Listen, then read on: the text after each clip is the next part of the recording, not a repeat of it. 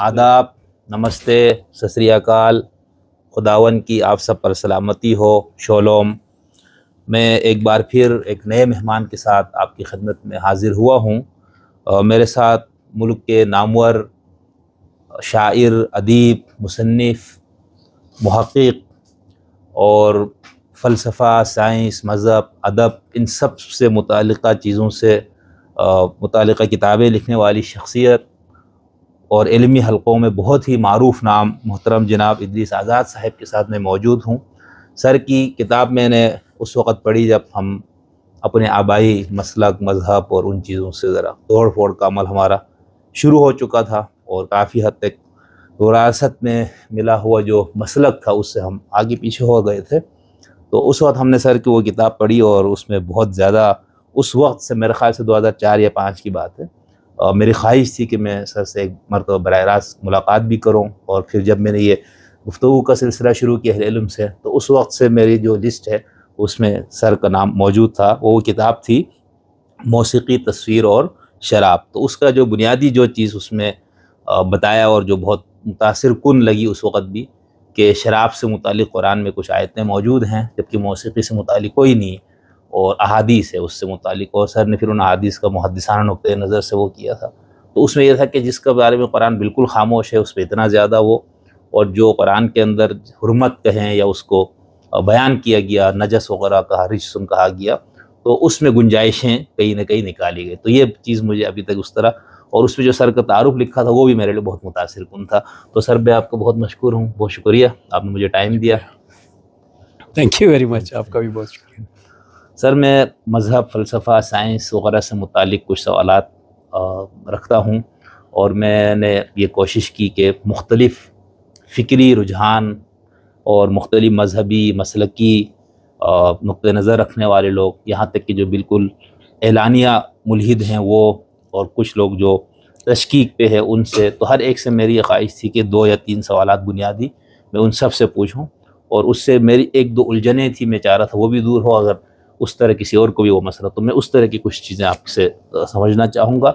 लेकिन अगर उससे पहले अगर आप थोड़ा सा आप अपना फ़िक्री सफ़र हमें बताएं, तो ये मेरे लिए भी और बाकी तलबा के लिए भी एक मुफीद चीज़ होगी। जी बहुत शुक्रिया, जी बहुत शुक्रिया जनाब शमसुद्दीन हसन शिगरी साहब। आपसे मैं भी ऐसे ही मोहब्बत करता हूँ, क्योंकि मैं यूट्यूब पे आपके ये अभी आपने जिसका ज़िक्र किया है, गुफ्तगुएँ जो आपने की हैं बड़े लोगों के साथ, वो मैं सुनता रहा हूँ। तो इस वजह से मुझे आपकी क़ुव्वत और कादिरुल कलामी का पूरा एहसास है। जो सवाल आपने किया जैसे हम जब बात करते हैं तो कुछ लोगों का तो बिल्कुल वाज़ेह, यानी अबा कबा या लिबास से भी पता होता है कि किस नुक्ते नज़र की रोशनी में अपना सवालों का जवाब देगा। तो अगर आप चाहें तो थोड़ा सा ये बता दें कि जो मेरे सवालात होंगे उसका जवाब देते आप किस वर्ल्ड व्यू को सामने रख के, इस्लाम, लिबरलिज़म, सेकुलरिज़म, इल्हाद, इस्लाम में से जो मुख्तलिफ दायरे हैं, फ़लसफ़ियाना रिवायात, तसव्वुफ़ की रिवायात, तो ये थोड़ा सा अगर बता दे तो अच्छा रहेगा। ये तो फ़िरका पूछने वाली बात है। हम जब इंसानी जो तारीख़ हमारे पास, दानिश की तारीख़ और तहज़ीब की तारीख़ मौजूद जो दस्तयाब है अभी तक, उसको पढ़ते हुए ऐसा समझ में आता है तालिब इल्म के तौर पर कि इंसान के कुछ बड़े और बुनियादी सवालात हैं जो तमाम तहज़ीबों में, तमाम इंसानों में मुश्तरक नज़र आते हैं, जिसको हम शायद फ़लसफ़े की ज़बान में आप लोग इंसान के बुनियादी सवालात कहते हैं, ये बड़े। तो उन सवालों का जवाब हम ये देखते हैं कि मुख्तलिफ़ तरीक़ों से दिया गया। तो उसको मुझे ऐसा लगता है जैसे जिसको फ़लसफ़े की जो तारीख़ को मुरतब करने वाले कुछ लोगों ने उसको यूँ भी तक़सीम किया, मिथ का दौर, फिर अक़ल का दौर, फिर ये तजरबियत और साइंस का दौर। तो अगर हम इसको समेटें तो हम यूँ कह सकते हैं कि एक मज़हब है जिसने कुछ जवाबात देने की कोशिश की है, दिए। एक अक़ल है जिसको हम फ़लसफ़ा कहते हैं, एक साइंस।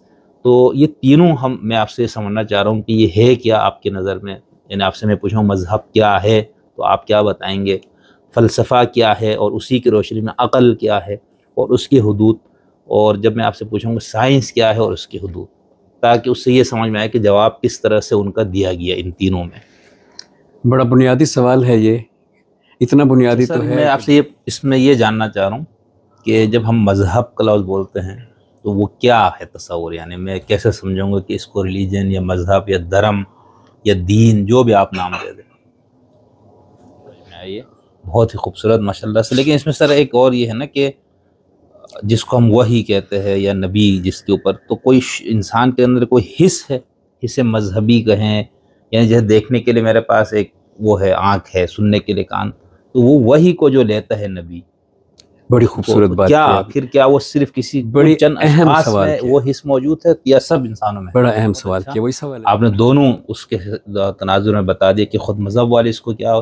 اچھا، یہ جو آپ نے سورہ شورى کی آیت کی جو ایک وضاحت فرمائی، تو یہ علامہ اقبال نے اس طرح سے وضاحت نہیں، اپنے یہ میرا خیال ہے، زبردست، مطلب علامہ صاحب نے کوٹ کیا. اچھا، اب ہم آپ سے یہ پوچھنا چاہتے ہیں کہ فلسفہ کیا ہے، اور اسی کے اندر چونکہ فلسفے کا ایک ہی جو سورس مانا جاتا ہے عقلیت میں، یعنی ریشنلزم میں، حیثیت کے فلسفے کے مکتب میں نہیں، وہ صرف عقل کو سمجھایا جاتا. تو عقل کیا ہے، اور جو اس کے مخالف ہے فلسفے وغیرہ کے، یعنی ہم اگر صوفیوں کو لے لیں ایک مرتبہ، یا ہمارے ہاں جو اخباری اور محدثین کا مسلک وغیرہ، تو ان کا پھر کیا موقف ہے؟ یعنی وہ عقل کس کو سمجھتا ہے جس کی وجہ سے اس کے خلاف عقل کو ہی سورس مانا جاتا ہے نا ان سوالوں کا جواب دینے کے لیے. فلسفے کا تو اپنا مخصوص ٹول ہے نا، جی، اس کو چھوڑے گا تو فلسفہ نہیں رہے تو گا. عقل کیا ہے جب ہم لفظ عقل بولتے ہیں؟ سر یہ ایک مذہبی شخص یہ بات کیسے کر سکتا ہے؟ یہ تو بالکل وہ بندہ ہے جو صرف ارتقاء کے نظریے کے روح سے چیزوں کو سمجھ رہے، مان رہے. تو مذہبی متن کے ساتھ اس کو آپ کیسے، وہ نفس ارتقاء کا تو کوئی بھی انکار نہیں کر سکتا نا،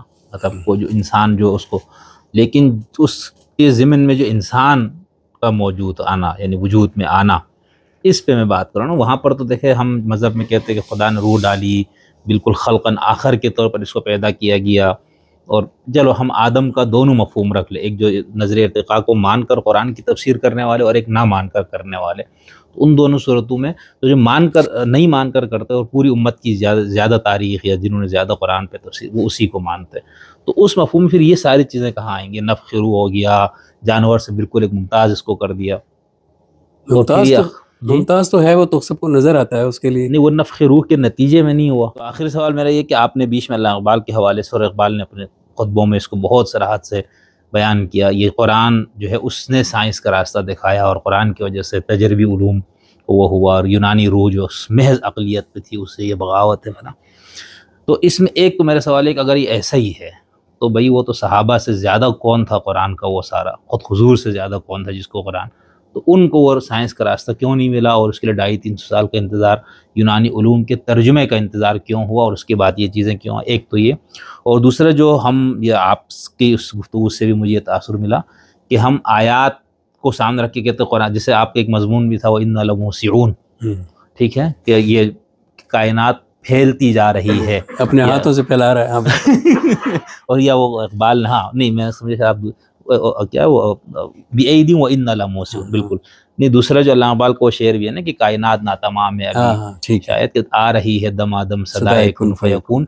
تو میں کہنا چاہوں اس طرح کی آیات اور پھر ارتقاء کے ماننے والے وہ سارے مراحل کو 3 لازم کہا، فلاں کہا، یہ کہہ کے وہ کہتا ہے بھئی اللہ میاں نے تو پہلے اتنا 14 سال پہلے یہ کہا گیا تھا قرآن میں جو آج سائنس ثابت کیا. تو اس پہ میرا سوال سر یہ ہے کہ قرآن ان آیات کو جو پیش کر رہا ہے وہ کیا تناظر کیا ہے، وہ ان آیات کو پیش کر کے ثابت کیا کرنا چاہ رہے ہیں؟ کوئی سائنسی نظریہ یا سائنسی حقیقت کا اظہار ہے، یا وہ ایمان اور عقیدہ اور اخلاق اور ہدایت سے متعلق کوئی بات بتانے کے لیے وہ چیز پیش کر رہے جس کو میرا جیسے بالکل نچلے درجے کا علمی لحاظ سے بندہ بھی سمجھ سکتا ہے، آپ جیسا بلند درجے کا عالم بھی، اور ایک اور بالکل یعنی انسان بھی، وہ سب کو نظر آ رہا ہے کہ لا الشمس ينبغي وہ اپنے مستقر کی طرف جا رہا ہے. یہ سب قاعدے. تو یہ کیا ہے؟ یعنی ایک تو صحابہ حضور وغیرہ خود نے کیوں سائنس کا راستہ نہیں اختیار کیا، یونانی علوم کی ترجمے تک مسلمانوں کو کیوں انتظار کرنا پڑا، پھر آپ کے مسلمانوں میں سائنسی زوال ہونے کے بعد سے ابھی لمحہ موجود تک پھر کوئی سائنسی وہ آپ کے ہاں نہیں، تو کیوں اگر قرآن کہیے؟ اور دوسرا ان آیات میں جو سائنسی ہم استنباطات کرتے ہیں وہ وجہ کیا ہے، یعنی مقصد کیا ہے ان آیات؟ سائنس ہے یا نہیں ہے، سوال کیا ہے؟ میرا سوال سر یہ ہے کہ مثال کے طور پر ہم یہ کہتے ہیں کہ ہم نے آسمان زمین کو پیدا کیا بِأَيْدٍ ہاتھوں سے، وَإِنَّا لَمُوسِعُونَ، ہم کائنات کو پھیلاتے جا رہے ہیں، ٹھیک ہے. اب یہ چیز تو آج اس صدی میں آ کے پتہ چلی کہ یہ اس طرح ہوتا ہے. تو کیا اس وقت جب قرآن میں یہ آیت آئی تو اس میں یہی مجھے بتانا چاہ رہا تھا کہ بھئی دیکھو کائنات پھیلتی جا رہی، یا وہ قرآن میں خدا مجھے یہ بتانا چاہ رہا تھا کہ بھائی اللہ تمہیں ایمان، اخلاق اور عقیدے سے متعلق جو مذہب کی بنیادی موضوعات ہے اس سے متعلق سمجھانے کے لیے ہر اس شخص کو جو کائنات کو مشاہدہ کرے وہ مشاہدے اچھا، میں یہ تو آنے سوال والی چیزیں بالکل بیان ڈفرینٹ کرے۔ نوعیت کا تھا، دیکھا نا، آپ سمجھ آئے تو بات یہ تو اور طرح کا سوال ہے۔ جی یہ تو سوال یہ شکریہ ہے۔ ناظرین، آپ کو بھی سر آپ کا بہت شکریہ، اور میں نے جیسا پہلے ہی بتایا کہ اس پر میں مستقل 2-3 ٹاپکس بنا کے میں آپ سے ایک موضوع پہ بات کروں گا، کیونکہ آپ کا جو مطالعہ اور یہ جو سب چیزیں بہت زیادہ ہے، مطلب ہمہ جو ہے تو وہ اس سے پھر انسان کی گفتگو سے اندازہ ہوتا ہے نا، ہر طرف سے چیزیں نکات آ رہے ہوتے ہیں، تو اس لیے میں آپ یہ کہوں گا کہ 2-3 ٹاپک سے خاص طور پر یہ الہاد پہ بھی میں نے آپ سے مفصل ایک بات کرنی ہے، تو اس کے لیے میں آپ سے دوبارہ ٹائم لوں گا۔ ٹھیک ہے، تو بہت مشکور ہوں آپ کا، بہت شکریہ۔ اور میں اپنے عزیز از جان دوست محترم شعیب عسکری جو کہ بین الاقوامی امور کے ماہر ہیں اور فلسطین کے مسئلے پہ بہت مفصل بڑا زبردست ان کے ساتھ ہمارا وہ ہوا، اور ابھی شام کے مسئلے پر بھی ان کا میں بہت شکریہ ادا کرتا ہوں، کیونکہ وہ میرے لیے خضر راہ ثابت ہوئے ہیں محترم جناب ادریس آزاد صاحب تک لانے میں۔ تو بہت شکریہ سر۔ تھینک یو، بہت شکریہ، ویلکم، بڑا مزہ آیا، مجھے اچھا لگا۔